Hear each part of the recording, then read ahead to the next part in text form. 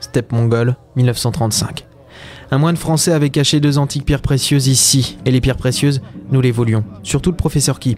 Évidemment, quand on veut quelque chose, il y a tout le temps un chewing-gum sur la route qui vient habilement se coller sur notre chaussure et nous faire chier tout le long du voyage.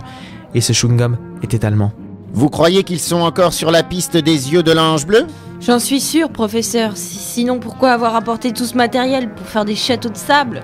Dans les steppes, voyons Laura, vous baissez au niveau de vos vannes. Oui, je suis trop fatiguée pour sortir des choses drôles. Vous êtes fatigué depuis le début du voyage. Vous entendez ? Oh, c'est un avion qui se pose. Ils ont même un avion. Mon Dieu, les Allemands volent comme c'est curieux. Il nous faut sortir de ce mauvais pas. Comment ? Il fait nuit maintenant. On pourrait éventuellement essayer de se faire passer pour des becs nocturnes, s'habiller en chouette ou un truc comme ça. Vous avez de ces idées ? Ouais, mais moi j'ai quelque chose dans la tête. Ils ont installé une cantine, on dirait qu'ils mangent là, non ? Si on peut appeler ça manger. Les Mongols se font un peu malmener, regardez, les nazis les prennent pour des esclaves. On n'a jamais vu plus méchant. Il nous faut partir d'ici et essayer en même temps de savoir ce qu'ils ont pu trouver. Et comment vous allez faire ça ?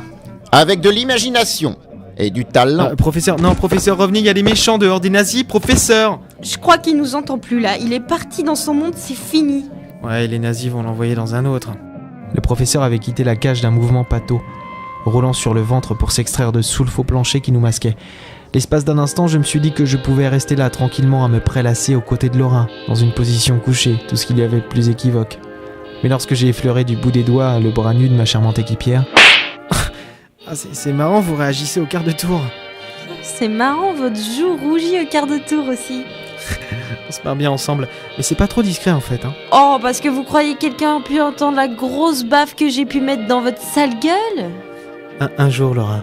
Un jour, je vous rendrai la politesse. J'attends ça avec impatience. Ouais, on se battra nu dans la boue et on se dira qu'il y a bien mieux à faire que de se battre. Allez, au lieu de rêver, venez plutôt. On peut pas abandonner le professeur.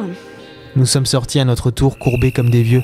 C'est pour ça qu'on les remarque pas dans les rues. Ils sont tellement courbés qu'on dirait presque qu'ils essaient de cacher leur vieillesse au monde entier. Ou alors ils sont pressés de toucher le sol. Laura jeta un rapide coup d'œil à la sortie de la cabane. À la lumière de grandes torches, les Allemands avaient installé un campement jouxtant celui des nomades. Le premier garde, qui effectuait une jolie ronde d'un pas viril, se trouvait à une bonne dizaine de mètres de nous. Le reste du village paraissait abandonné. Juste devant nous, à quelques mètres, la silhouette pachydermique du professeur Artemus Key se déplaçait avec une certaine graisse, j'ai lapsusé. Et lorsqu'il nous a enfin aperçus, il se trouvait adossé à la dernière cabane avant la garde. C'est tout naturellement et sans aucun doute à cause de sa célèbre politesse qui nous a attendus patiemment. Le garde, il faudrait s'en occuper.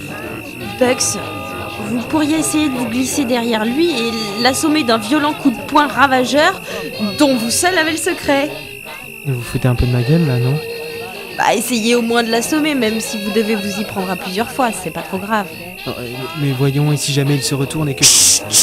Nous avons regardé dans la même direction au même moment, comme des stars de la natation synchronisées, sauf que là, nous nagions sûrement dans une bonne grosse mer bien molle. Juste sur notre gauche, 4 soldats rentraient dans une cabane de leur campement. 4 soldats sans armes et passablement sous. Bon là, si on s'y met tous ensemble, je pense qu'on peut en tirer quelque chose. J'aime quand vous êtes optimiste comme cela, mon cher Buxley. Ouais, mais là, ils sont 4, alors que le garde, il est tout seul.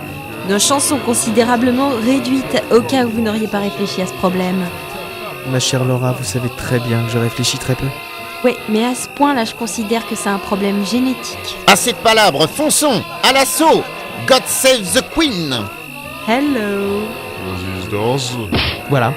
On sait pas très bien comment on s'y est pris, mais les petits nazis furent vite dans le coltère à coups de poing. Laura avait servi d'appât. De ma vie, je n'avais jamais trouvé un asticot aussi mignon. Je ne savais pas que le nazi s'appâtait à la femme. Je vous en prie, professeur. Professeur Key, je sais comment vous le dire, mais je crois qu'aucun de ces costumes allemands n'est à votre taille.